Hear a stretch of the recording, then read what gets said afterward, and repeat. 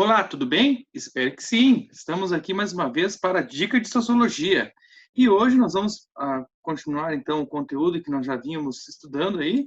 Nós vamos falar sobre as novas abordagens da sociologia. Falamos na teoria dos conflitos, teorias microinteracionistas, né? E agora nós vamos falar das novas abordagens da sociologia com alguns pensadores aqui que nos ajudam a entender a sociedade por um outro viés. E o primeiro deles aqui é Norbert Elias, né? Norbert Elias, então, como diz o texto, né? Só um pouquinho que eu vou marcar o tempo aqui, porque senão a gente pode se passar dos 15 minutos aqui, aí eu não consigo subir o vídeo para o YouTube. Deixa eu só pegar aqui. Olha só. Norbert Elias rejeita a dicotomia indivíduo versus sociedade, entendendo que ambos são produzidos pelas constantes interações individuais em complexas estruturas da rede social. Argumentou em O Processo Civilizador que a emergência da civilização ocidental europeia foi resultado de uma longa interação entre indivíduos e redes sociais que impuseram padrões de autocontrole nos comportamentos sexuais, a guerra e a mesa. Enfim, novas figurações sociais emergem das interações entre a dinâmica psicológica e a dinâmica social. Então, o Norbert Elias ele vai inovar muito, né, o pensamento da sociologia, na medida em que ele percebe a questão da dinâmica do indivíduo e da sociedade.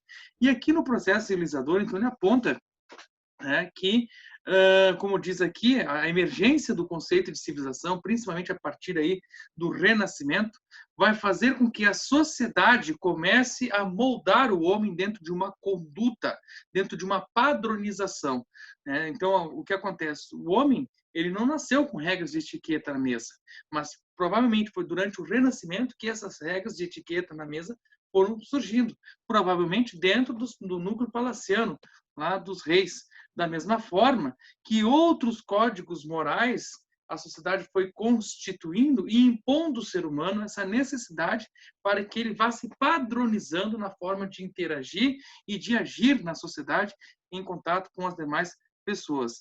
E é uma questão interessante aqui, porque ele coloca assim, ó, enfim, novas figurações sociais emergem da interação entre a dinâmica psicológica, o sentimento de vergonha, repugnação, e a dinâmica social, explicada nas noções de refinamento e civilização.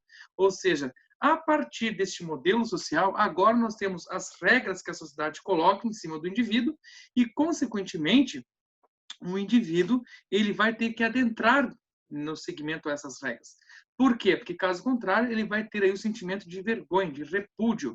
Tá? E eu posso colocar aí, como exemplo, a questão das regras à mesa, né? Mas posso colocar as regras de etiqueta, também a maneira com que o ser humano vai cuidar do corpo, né?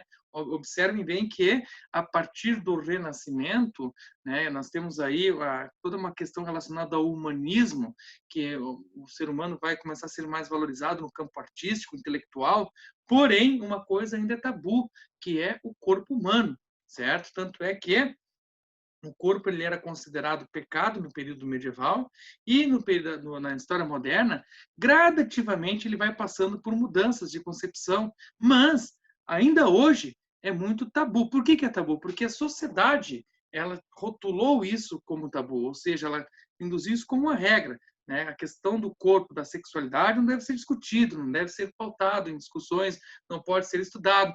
Então, consequentemente, por isso que até hoje, né, quando se fala em sexualidade com relação ao corpo, né, com relação à concepção sexual, nós ainda temos, de certa forma, vergonha. Né? E o maior exemplo que eu coloco para vocês, né, é ali o Altas Horas, aquele programa da Rede Globo, né, quando entra a sexóloga.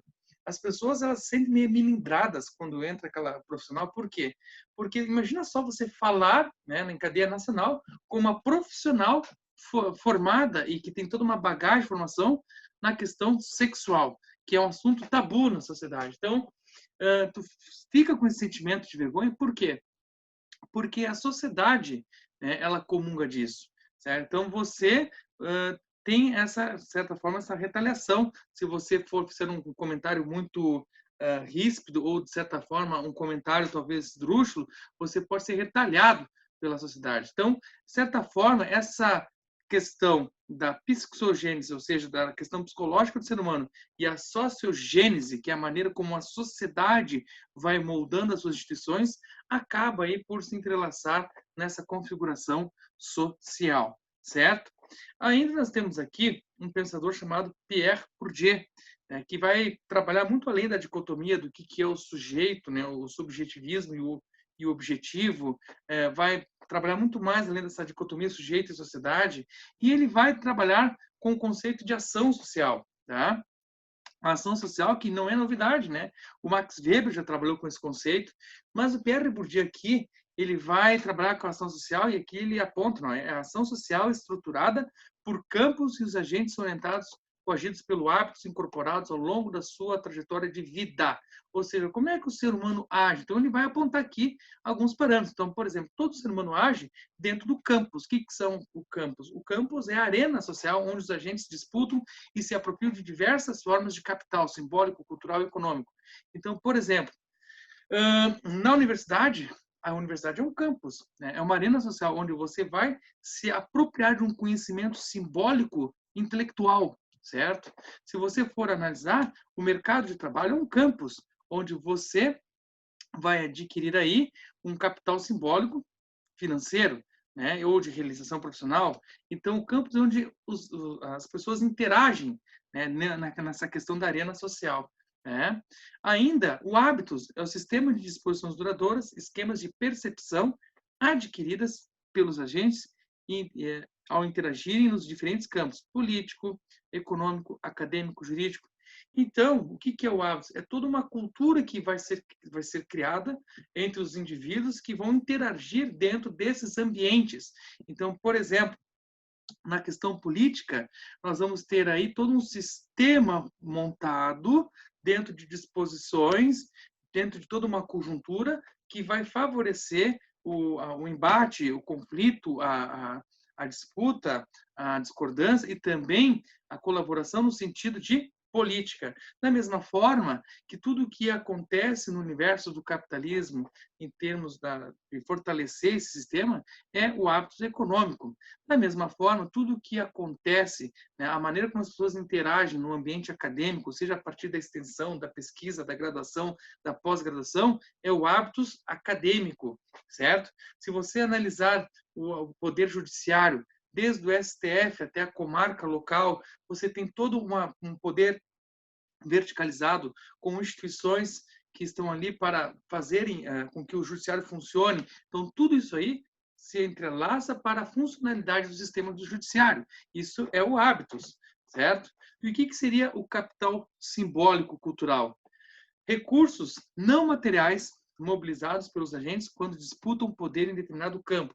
Capital simbólico cultural refere-se, aqui tem um errinho, né? Tem dois tracinhos, ao prestígio, à honra, o status educacional, o estilo de vida, entre outros atributos conferidos ao agente. Então, o que seria o capital simbólico cultural? Por exemplo, por que você quer determinada carreira?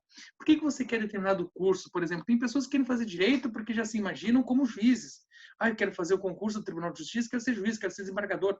Ou seja, por que de fato você quer ser um desembargador, um juiz, ou até mesmo, né, fazer concurso dentro de uma outra área do direito? Por quê? Devido ao capital simbólico que isso representa para a sociedade, devido à sua importância, né, devido à importância dessa profissão para a sociedade.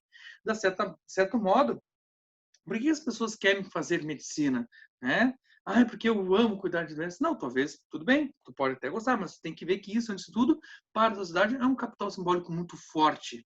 Tá? Por quê? Porque o médico ele é importante não só pela questão da saúde, mas agora pela questão da pandemia, porque a saúde é prioritária num país como o nosso. Então, tem vários fatores que fazem da medicina um capital simbólico. E da mesma forma que outras esferas da vida eu posso colocar para vocês.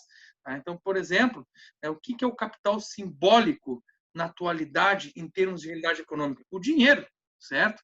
As pessoas, inclusive, muitas vezes elas esquecem do sagrado, deixam de lado o sagrado para almejar o lucro. Ou seja, sacrificam os seus momentos de lazer, sacrificam o momento de convívio com a família pela ambição de ter mais dinheiro, de trabalhar mais. Ou seja, então, chega um momento que o dinheiro, a remuneração econômica, ela passa a ter quase um sentido de sagrado, devido à sua importância simbólica nessa sociedade de consumo. E aí nós temos a violência simbólica, né, que é o uso do capital simbólico para manter, alterar as hierarquias de poder em determinado campo. O exemplo mais claro, né, Hoje mesmo eu estava falando para uma turma de terceiro ano sobre a estratificação social no país. Cara, tu quer violência assim, mais simbólica do que tu ter grande parte dos elementos que compõem a classe D e E deste país fora da escola?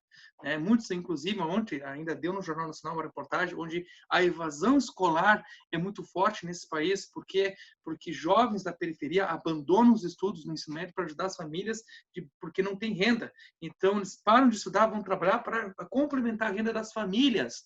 Tá? Então, isso é uma violência simbólica. Por quê? Porque formação intelectual nas principais universidades, principalmente as universidades públicas, que deveriam ser um espaço para os estudantes da escola pública, acaba sendo o inverso, entende? Ou seja, as pessoas que deveriam ter acesso à universidade pública não têm acesso, certo? Então, isso acaba sendo uma prerrogativa de classe.